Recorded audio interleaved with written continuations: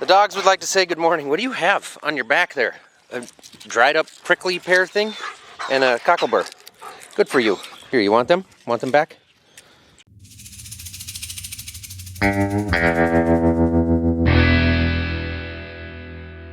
Man, what an awesome morning. I think our sun is going to go away. It's been sunny for the last couple of hours. But I got batteries to put in a semi-truck. And it's a nice enough day, so why not have the doors open?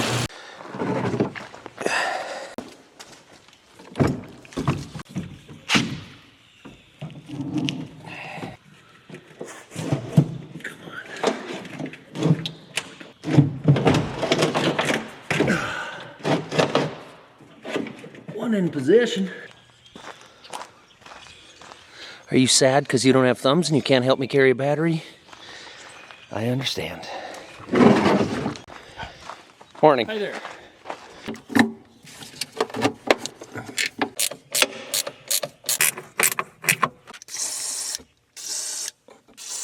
Now to just see if I screwed it up and I end up disappointed and having to pinpoint my mistake, or if I did this correctly. So far, everything looks okay. Sounds a little bit like a German Shepherd when it's starting up, but otherwise, I think I did it. Time to hook up the new Dash trailer. Or Fiber trailer? Fiber is the company. Dash is the induction system and everything, all the orange stuff that they put on it to make it awesome to use as a water trailer. Make sure my height looks good here. I think everything looks all right. Looking forward to using this. So this trailer is basically the same thing we had before. It's the same company. It's the same stuff all spec'd out, but they have made some upgrades and improvements, some different stuff that they're doing in here with some of the finer details. It's gonna function the same way. It's gonna do the same thing. It's just an upgraded model. Plus they got this sweet neoprene padding on the step like the fancy surf boats have. I honestly don't know how we sprayed before without that. I really like this touchdown here. If you look in here, you can see they're rolling wheels in true Canadian fashion.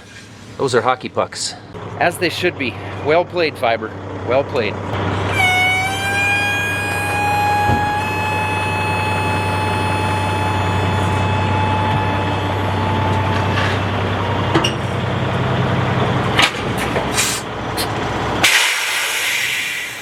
Looks like our pin locked in there.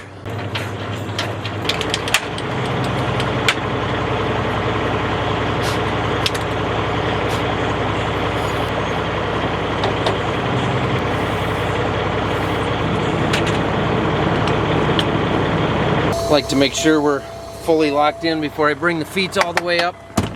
Just a safety thing. Pretty locked. I've heard some horror stories of things not getting locked in correctly and the trailer coming down. Couple more things off the checklist. That's nice. Anna, I think it's time I should probably go for some electrolytes. Which means I'm gonna go grab a stick of Element, just mix it in with my water, and I'm gonna have all the electrolytes I need. It's got tons of sodium in it, it's got potassium, it's got magnesium, without any of the kind of dodgy, junky, the stuff that you don't want. Today, I'm gonna go with the citrus lime flavor. They've also got grapefruit, watermelon, lemon habanero, mango chili, raspberry, you name it. They got a ton of different flavors. And if you're like me, you're gonna cut way back on those incredibly painful leg cramps that wake you up in the middle of the night and have you screaming the Lord's name. It's gonna keep your muscles properly hydrated. So if you're working hard, or you're hitting the gym hard, or maybe you're just not getting enough of the electrolytes that you need in your diet, this is gonna help to fulfill that. It also works with paleo, keto, carnivore, so if you're doing any of those kinds of diets, this stuff is perfect for it. Just go to drinkelement.com/farmer, which we will link down below. You can check out that link and go over there and get your 8 free sample pack to decide which flavor you like the most for you. And if you don't like it for some weird reason, they have a no questions asked return policy, so just let them know you don't care for this stuff and they will return your money, no questions asked. So drinkelement.com/farmer, link down below. Now I just need a spot to unhook that. I'll go take the Scout machine out and see if I can find a dry place. I'd assume you're coming with me? All right, here we go. She must be tired from chasing me around last night while we were making boundaries. Well, this area looks like it'll do okay. A little wet back here. I seeded some grass down here last fall. I hope it grows. I see some of it growing already. But I want to kind of make this an area to park machinery in. But it's so dang wet without grass on it. Definitely a little slimy yet. But not too bad. I'm going to park it there because we aren't going to need that thing until fall. If you missed the last video, Dad brought this thing home from an auction yesterday. He found it on an auction over the winter. Thought it was a fair price on a good machine. We've still got my ripper, which is parked down there. It's an 18-footer. I bought that in, I think it was 2019 I bought that in. There's nothing wrong with it. It works good. But Dad jumped on this one too. We're gonna have a ton of corn this year, or at least more acres than we're used to. And we each have a tractor that's capable of pulling these things. So we may run 2 rippers this fall and get our tillage done a little quicker. You're gonna yip at this thing, aren't you? I thought so. 1 pass or 2? Looks like she's going for a second. Doing the pre-trip inspection. Let's see if she makes a full second pass. She's getting tired. She's gonna give up right there. Hey Anna! Anna! Can you do the full loop, please? I'd like to make sure I'm good here. She didn't move, but it brought Didge over to check it out. I know some of you are gonna wonder and ask why we have these big sheds. Why don't we put everything indoors underneath the roof? Because something like this, as soon as I put it in that shed, I'm going to need something that's behind it. So the less I have in front of things, the easier it is to get things out. So we really just put the more expensive pieces, not that this is cheap, but we put the more expensive stuff, the stuff with the engines and the batteries, etc., in that shed. I might end up regretting wearing my tennis shoes out here, but I'll deal with that after the fact.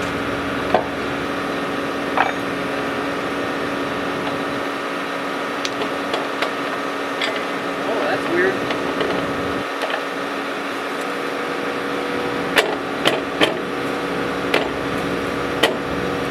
What is that?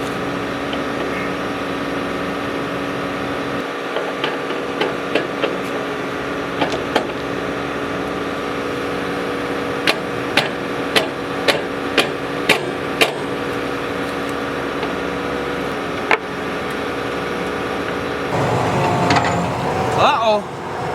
Well, I did put the rear stands down as far as I could get them. That's too bad. I'm going to hook up the mainframe hydraulics and see if moving the mainframe up and down will get that to settle. I guess that's what I should have done in the first place.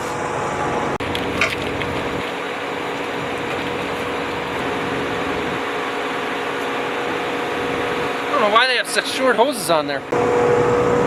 Yeah, I guess some of us are just born that way. Back out again. Forgot to flip the wheelio.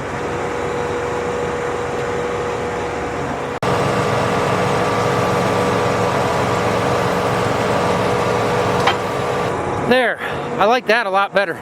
There's so much weight in the back of these things. You got the rear jacks for it to sit on, but I apparently didn't have them down far enough. I had them down as far as I could get them. I just needed to set the frame down. Let's just go ahead and switch implements as long as we're down here.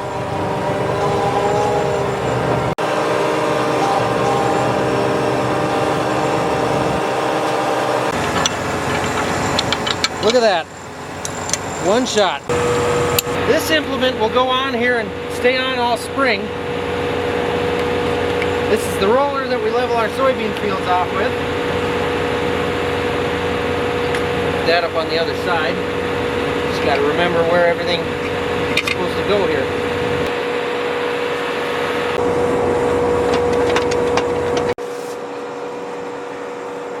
This thing's got a lot of moving pieces. There's a lot of valves to shut off on here. That way it doesn't settle so much during the winter.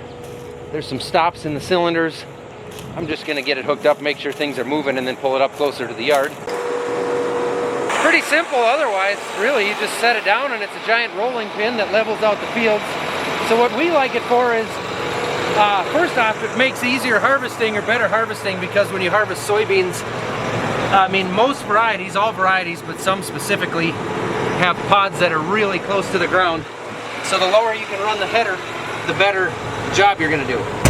The more beans you pick up, the more yield you get, the more money you make. So this levels it off, makes it easier to harvest. On top of that, it takes all those little rocks we have around here, smashes them down into the dirt so that the headers ride a lot nicer. They just do a better job. And you drive fast with it. It's not an expensive piece to run across the field. Those drums you see are all hollow, so you're really not compacting much. You're really just leveling off the top. It's not like you're compacting the field. We still have to pull the stops out, check the tires, grease this thing, look it over, but it's hooked up. The rest of it doesn't take long, unless we find something broken, which certainly does happen, and then it takes a little longer.